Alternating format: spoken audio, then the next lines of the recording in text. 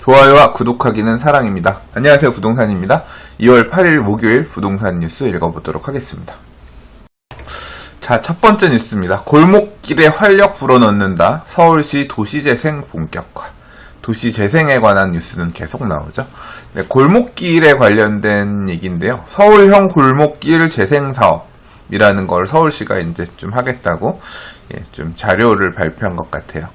서울시는 지난해 8월에 착수한 서울형 골목길 재생 기본계획 용역을 다음 달에 마무리하고 오는 5월까지 골목길 재생사업 가이드라인을 마련해 기본계획을 수립할 예정이다. 그리고 용산구와 성북구 두 곳을 골목길 시범사업지로 선정해서 주민 주도로 사업을 실행한다라고 하는데, 이렇게 보도자료가 나오면 항상 참 뭔 소린지 잘 모르겠는 내용이 많죠. 이것만 봐선 저도 잘 모르겠어요. 서울형 골목길 재생사업은 도시재생 활성화 지역 등 일정 구역을 정해서 면 단위로 재생하는 기존 도시재생사업과 달리 골목길을 따라 1km 이내 밀착형 소규모 방식의 선단위 재생 개념을 새롭게 도입했다는 점이 큰 특징이다. 역사문화적 숨길 보존, 낙후된 환경 개선, 공동체 되살리기. 선 단위로 골목길을 하나 딱 찍어가지고 한 1km 이내의 길을 쫙 뭔가 좀 정비해 나가는 그런 모습인 것 같아요. 그래서 바닥이 파손되고 조명이 없어 어둡고 위험했던 골목길 주변 생활환경을 안전하고 쾌적하게 개선하고 일부 폐가를 활용해 카페, 식당, 마당 등으로 조성해 골목 활성화, 일자리 공간으로 활용한다. 아울러 주민 주도로 담장 낮추기, 골목마당 공유, 내 집 수선화기 같은 사업도 병행 추진한다. 이런 하나의 사례, 이건 종로구 이화동 요번에 이제 시범 지역으로 선정된 것 같아요. 이런 골목길들을 좀 걷기 좋은 길, 이런 식으로 좀 정비하겠다는 건데요. 일단 어떻게 바뀌는지 모양은 가보는 게 제일 확실하죠. 가보는 게. 요게 지금 지도상에서 다른 기사에서 되어 있는데 시범 사업 하는데 어디냐면 해방촌길 쪽이거든요. 여기가 지금 남산이고요. 후암동, 후암일 주거환경 개선지구 내에 이렇게 쭉 용산 중고등학교로 내려오는 요 길 따라 이 안에 대략 여기 지금 표시된 빨간 선 부분들이 골목길 도시재생 시범 사업으로 지정된 길인 것 같아요. 저는 용산에 있으니까 여기 걸어갈 수 있거든요. 사실 저는 이제 지금 요 후암동 일대 여기는 이 후암동 소위 말하는 해방촌길이라고 하는 데들 가기 위해서 이쪽으로 해서 이제 넘어다니고 하기는 했었는데 기사도 나오고 했으니까 요번에 이제 시범 사업으로 정해진다고 하는 이 길에 요즘 모습, 현재 모습 가서 한번 좀 찍어보고 나중에 이제 시범 사업 되고 나면 어떤 식으로 바뀌는지도 한번 사진 찍어서 비교 체험 극과 극 옛날에 방송에 있었죠. 전후 모습 한번 남겨놓으면 좋을 것 같아요. 한번 좀 보도록 하겠습니다. 기본적인 개념인 것 같습니다. 이 보행자 중심에 이게 되게 좁은 도로 4m 이내에 차들이 다니기 좀 힘든 좁은 도로 골목길이에요. 폭 4m 미만의 골목길이고 되게 열악한 데인데 이제 가장 열악한 부분들을 좀 이렇게 골목길 살리기 그런 개념으로 정비하겠다라고 하는 거니까. 도시 재생의 한 트렌드 중에서 이게 이제 공공 주도의 이런 도시 재생 사업들도 있지만 민간 주도의 도시 재생이라고 하긴 그렇고 이제 민간 주도에 이렇게 상권이 발달되는 데들 요새 있거든요. 이런 데 가보면 이제 저도 이런 걸 좀 느끼는데요. 차가 들어가지 못하는 좁은 골목에 들어가면 어떤 마음이 드냐면 이게 어두침침하고 그럴 땐 되게 무서운데요. 여기에 이제 불이 들어오거나 아니면 사람들이 좀 이렇게 친숙하게 이용할 수 있는 가게들이라든가 이렇게 사람 사는 이런 환경들이 만들어지고, 그러니까 사람들의 눈이 만들어지기 시작하면 이런 골목길들이 되게 편안해져요. 차를 아예 배제하고 생각하면. 그래서 저도 사실 이제 이 재생이 어느 정도 이루어지고 있는 용산의 한 골목길을 끼고 있는 동네에서 지금 사무실이 있지만 다닐 때 차들이 많이 다니는 길보다 이런 골목길을 따라서 제가 걷게 돼요. 일부러. 과거에는 무서워서 전혀 안 다니던 길이었지만, 그러니까 폐가 같은 건물들이 있으니까 사실 안 다니던 길이었지만, 가게들이 들어오고 나서부터는 가게에 뭐 변화가 있나 궁금하기도 하고, 그러니까 가게 구경도 하는 겸 이런 골목길을 따라서 움직이게 되거든요. 그 이유가 이 차가 다니는 길을 따라서 다니다 보면 이렇게 차 피해줘야 되고 이게 좀 되게 스트레스거든요. 그래서 오히려 이렇게 이런 상권 측면에서는 차가 들어가지 못하는 골목길들도 굉장히 장점이 있는 것 같고, 지난 몇 년간 떴던 어떤 이런 관광상권, 유흥상권이 아니라, 죄송합니다. 관광상권. 이 관광상권들의 특징들을 보면 이렇게 차가 못 들어가는 골목길들을 중심으로 만들어진 사례들이 있습니다. 이게 뭐, 지속적인 트렌드는 아니고 사실 최근 몇 년의 트렌드이긴 한데 지금 뭐 여기 같은 경우는 사실 이렇게 지하철역에서 좀 거리도 있고 외부에서 관광 유입이 될 만한 그런 관광 상권으로 발전할 수 있을지는 좀 생각해 봐야겠지만 되게 괜찮을 거라고 보는 또 이런 장사하시는 분들도 계시긴 하더라고요. 근데 한번 좀 가서 저도 보고 좀 이 기사에서는 주거 지역을 정비하는 뭐 그런 개념으로 얘기하고 있지만 또 다른 가치도 있을 수 있으니까 저도 한번 좀 가서 보고 고민해 보겠습니다. 자, 어저께는 뉴스가 되게 많았어요. 사실 어제 한 5개 정도 꼭지로 뉴스를 나눠서 읽었는데 어제 한 25부 정도 뉴스 읽었으니까 좀 길게 읽었죠. 어제 읽고자 했던 뉴스 중에 너무 많아서 좀 못 읽고 밀어놨던 게 있는데 그 중에 하나가 이제 후분양제에 대한 얘기입니다. 후분양제는 작년에 파리 부동산 대책 나오고 부동산 규제에 대한 얘기가 나오면서 꾸준히 언급됐던 얘기고요. 사실 파리 부동산 대책에서도 LH나 이런 공공기관에서 후분양을 먼저 우선적으로 도입하고 뭐 지금도 일단 하고는 있습니다만 SH 같은 경우는 후분양을 하고 있죠.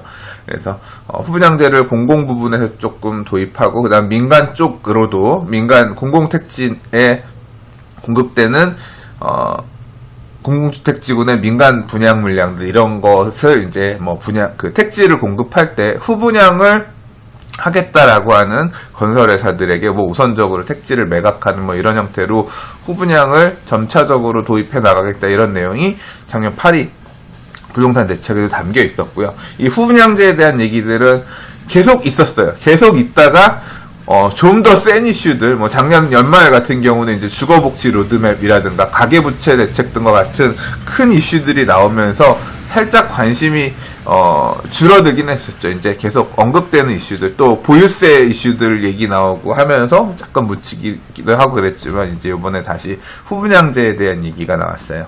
일단 이 후분양제에 관한 내용을 뭐 국회에서도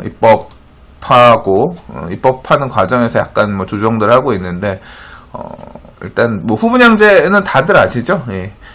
아파트 주택 공급을 할 때 먼저 이렇게 우리가 지을 테니까 아파트 받으실 분에서 청약을 받아서 그 사람들한테 이제 계약금 중도금 받아가면서 이제 돈 받은 거에 대해서 이제 건물을 쭉쭉쭉 지어나가서 나중에 다 짓고 나서 이제 잔금 받는 이렇게 형태를 선분양제라고 하고 집을 어느 정도 다 지어놓은 상태에서 그 다음에 이렇게 우리가 거의 다 졌는데 그냥 갖고 싶은 사람 해가지고 청약받아서 이제 나중에 분양하는 게 후분양제죠. 우리나라는 후분양제가 일부 사업장, 재건축 사업장에서 일부 후분양제가 의무화되면서 도입된 적이 몇 년 있었습니다만 실질적으로는 거의 선분양제로 유지가 되었었고요. 네, 그 당시에도 10여 년 전에 후분양제가 재건축 사업에서 일부 도입됐던 때도 결국은 2000년대 초중반의 부동산 가격 급등기에 있었던 어떤 그런 스트레스를 지나고 나서 이제 법제화됐던 내용이죠. 그러니까 지금 또 부동산 시장이 이렇게 달아오르고 상승하는 모양새를 보이니까 다시 이제 후분양제가 거론이 됐고 이제 법제화될 것 같아요. 후분양제의 장단점에 대해서는 뭐 여러 가지 얘기들이 많죠. 그리고 후분양제를 당연히 해야 된다는 목소리가 사실은 되게 많은 편이에요. 보면 뭐 지금 이게 그 다른 후분양제 관련된 기사에 딸려 있는 지금 이제 일반인 분들의 목소리인데요. 보면 이제 물건 보고 사는 게 당연한 게 지어지지도 않은 물건을 사는 게 말이 되냐. 하자 보수 분쟁이 엄청 많고 건설사들 입장에서 선분양제가 유리한 거지. 당연히 물건을 사는 사람 입장에서는 후분양제가 유리하다. 지금 다 후분양제가 유리한 목소리들이 압도적으로 호응을 받고 있습니다. 후분양제 그럼 하면 되겠네요. 그죠? 저는 방송에서 누누이 여러 번 얘기했지만, 저는 선분양제가, 서로 건설을 하는 입장이든 또는 이제 분양 공급을 받으려는 입장이든 윈윈하는 사례가 더 많기 때문에, 저는 선분양자가 개인적으로 어떤 주택을 공급 받으려고 하는 입장, 제 포지션에서 볼 때는 더 좋은 제도라고 개인적으로 생각해요. 근데 지금 보신 것처럼 저랑은 전혀 의견이 다른 분들이 많이 있으니까, 시장의 정책이란 게 그렇잖아요. 사람들이 원하는 어떤 니즈에 따라서 정책은 변할 수 있는 거니까. 그런 목적 때문에 또 이렇게 후분양제가 도입되려고 하는 것 같고, 이제 그럼 후분양제가 되면 그거에 따라서 또 시장 가면 되겠죠. 또 그러다가 주택 공급이 막 갑자기 줄어드는 그런 영향이 생긴다고 하면, 건설하는 입장에서 자금 조달 부분이 좀 어려워져서 주택 공급량이 감소하고 이렇게 되면, 또 정부는 또 정책적으로 후분양 하다가 다시 선분양 풀어주고, 이 맨날 했다 안 했다 반복하는 거니까, 이게 하도 오래 보니까 그러려니 해요. 그런가 보다. 그렇게 지금 되는데, 한편으로는 이런 의견도 있습니다. 어떤 의견이냐면, 지금 사실 이제 법제화하는 내용도 60% 후분양의 가능성도 열어둔다고 하는 거예요. 60% 후분양이라고 하는 거는 전체 공정에서 100% 다 지은 상태가 아니라 60%. 지금도 서울시 SH 이런 데서도 후분양하는 게 100% 후분양이 아니에요. 80% 후분양 정도 되거든요. 어느 정도 지은 다음에 후분양하는 거. 근데 이제 80% 후분양까지는 너무 시간이 기니까 60% 후분양도 가능하게끔 이렇게 하겠다 이제 그런 얘기가 좀 포함된 것 같은데, 근데 제가 생각하는 부분은 좀 또 그렇죠. 60% 후분양이나 선분양이나 건물 골조 올라가는 중간에 가서 분양한다고 하면 거기에 해가 드는지 안에 들어가서 내장이 어떻게 돼 있는지 그거 다 볼 수 있나요? 사실 그 시점에 가서 분양한다고 하더라도 다 못 보는 건 마찬가지거든요. 아예 그냥 100% 분양을 하면 다 지어진 모양새대로 가서 보고 판단할 수 있으니까 더 좋게 하겠죠. 그러니까 기왕 법제화할 거면 좀 확실하게 하는 게 맞을 것 같아요. 그러니까 어떤 이유에 의해서 후분양을 하는 건지, 정말 소비자들이 제대로 지어진 모양새를 확인하지 못하고 청약을 해야 되고 하는 이런 과정이 좀 불필요하다라고 하면, 60% 후분양 이런 어중뛴 거 말고 90%, 95% 후분양이든 공원이나 이런 외부 조경 빼고 내부는 다 끝난 상태에서 분양을 한다든가 그렇게까지 강제를 해야지 사실 이렇게 입법하려는 내용의 취지에 맞는 거죠.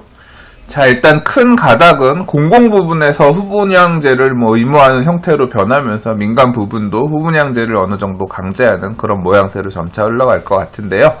이제 이렇게 후분양제가 만약에 도입이 되고 정착하게 되면 그 후에 시장은 어떤 식으로 움직일지 또 한번 지켜보시죠.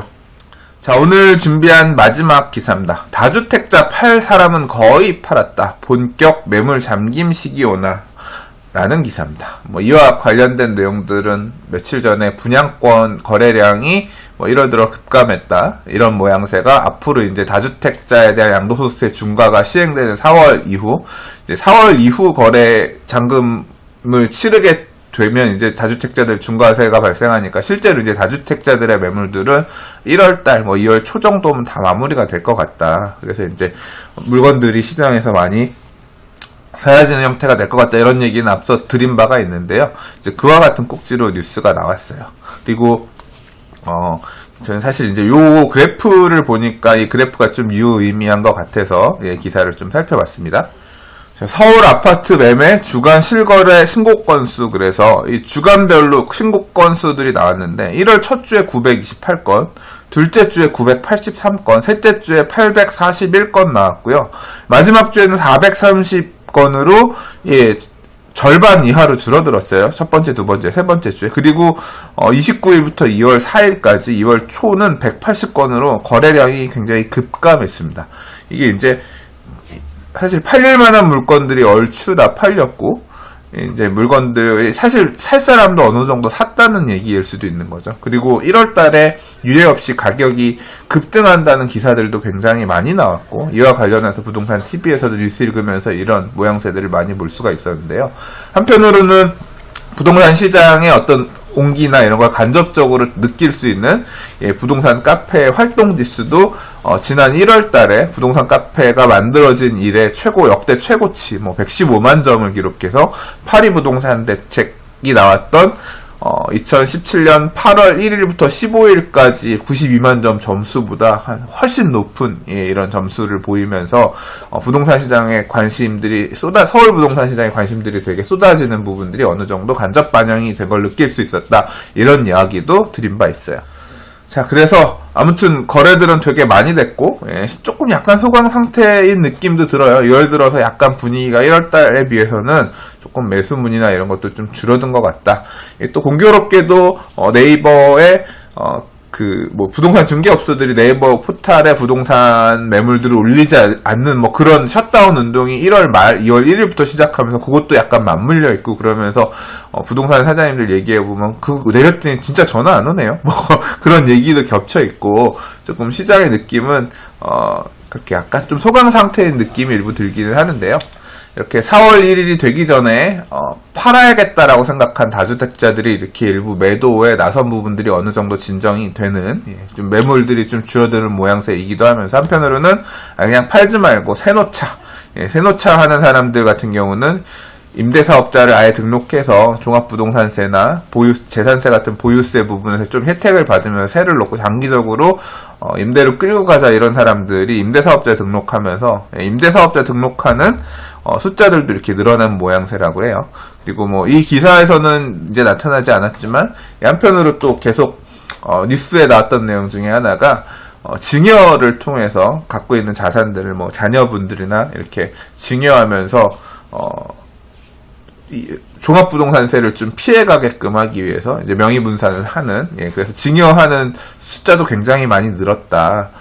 특히 이제 작년 같은 경우 올해 들어서 증여공제되는 부분들이 이 퍼센트가 줄기 때문에 증여가 엄청나게 많이 늘었다. 이런 기사도 있었고 부동산 TV에서 그런 뉴스를 읽었던 것도 같습니다. 자, 이 기사에서는 이제 보유세에 대한 정부의 정책이 어떻게 움직이느냐에 따라서 조금 매물들이 급매물이라든가 추후에 매물들이 나올 가능성이 있다 이런 식으로 얘기를 하고 있는데요. 지금 이 고가주택 같은 경우는 이제 임대사업자 등록을 하더라도 혜택을 못 보는 경우들이 많습니다. 그래서 굳이 임대사업자를 내지 않겠다. 고가주택을 다주택으로 갖고 있는 분들 입장에서는 그냥 그렇게 종합부동산세 배제, 합산배제 이런 혜택이 들어가지 못하는 사례들이 있거든요. 그래서 이제 이 임대사업자를 내는 부분을 고민하는 분들이 계시고 그렇습니다. 저 같은 경우도 2주택자인데 다주택자인데 지금 가지고 있는 주택 하나가 이 재개발 구역이라서 곧 멸실될 조만간 한 2년 정도 후면 멸실이 될 것 같아서 임대사업자 등록 왜냐하면 임대사업자 등록을 하게 되면 굉장히 장기 보유로 가야 되는 상황이고 재개발 같은 경우는 멸실되고 나면 그 다음에는 이제 임대주택으로 보유하는 기간에서 제외되는데 공사하는 기간이 적어도 철거하고 이주하고 하면 공사하는데 3년, 이주하는데 1년 하면 그것만 해도 4년이잖아요. 그러면 지금 2년 등록해놨지만 임대사업자로 하려면 최소 4년, 5년인데 그러면 그 4년에다가 2년에다가 5년을 덧붙이면 앞으로 한 10년은 지나야 팔 수 있다는 얘기가 되니까 저 같은 경우도 사실 등록을 할 수가 없는 거예요. 이게 너무 긴 기간 동안 묶이게 되니까. 이런 것처럼 아무튼 임대사업자 등록을 못하는 소유자들도 분명히 있거든요. 이제 이런 분들 같은 경우에 과거 참여정부 시절에 종부세를 지금은 이제 인별합산이지만 그 당시에 세대합산으로 해가지고 종부세가 엄청 많이 나온 사례들이 많이 있었거든요. 기사에서는 압구정동의 한 공인중개사는 과거 참여정부 시절에 종합부동산세가 도입되면서 연간 1,000만원 이상의 세금이 부과되니 매달 100만원씩 월세 내고 사는 느낌이다. 그러면서 이제 그게 부담스럽다 하면서 매물을 던지는 이제 매도하는 사례도 있었다고 하는데 그것처럼 앞으로 이 보유세 관련된 세제가 어떻게 개편되느냐에 따라서 또 시장의 매물들, 고가주택들 같은 경우에 매물이 추가적으로 나오거나 하는 그런 어떤 변수가 될 수는 있겠다. 그런 식으로 해서 기사는 마무리하고 있네요. 자, 오늘도 눈길 가는 부동산 뉴스 몇 가지 읽어봤습니다. 어떻게 좀 도움이 되셨나요? 네. 오늘도 봐주셔서 감사합니다. 좋아요와 구독하기는 사랑입니다. 감사합니다. 부동산이었습니다.